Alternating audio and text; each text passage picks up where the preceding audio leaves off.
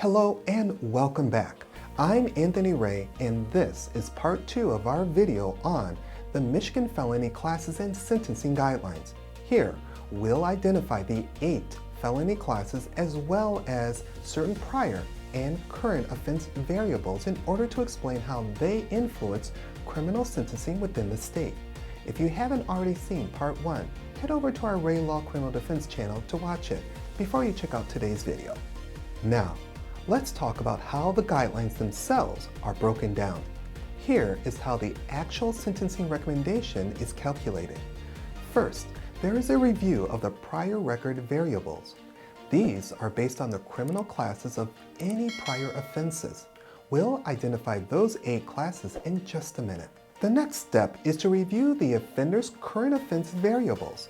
These include crimes against a person, crimes against property, crimes involving controlled substance, crimes against public order, crimes against public safety, and crimes against public trust.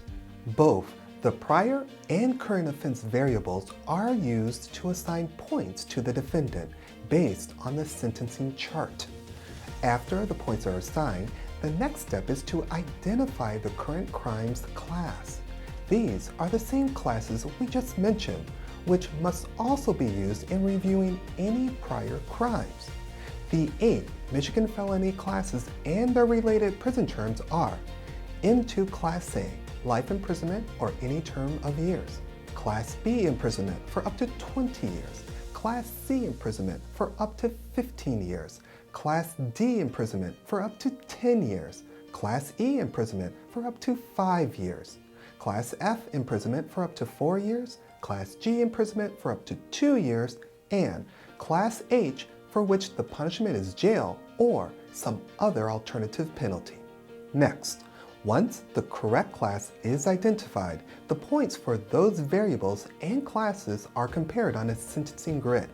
The grid provides the recommended sentence based on all the information. And finally, the sentencing judge may look at the recommended sentence and determine whether it is appropriate to depart from the guideline. If they choose to deviate from the recommendation, the judge must justify their reasoning for doing so. The sentence they hand down must be reasonable. This provides a rationale to be analyzed by the defense attorney should the defendant file an appeal to their sentence. Even though we focused on Michigan law in this series, our firm's reach is not limited to one state. At Ray Law International, we have offices in multiple states, and we've represented clients from all across the U.S. and abroad. So if you have a legal matter that requires expertise, don't hesitate to reach out. And if you like this video, give us a thumbs up down below. Thanks for watching.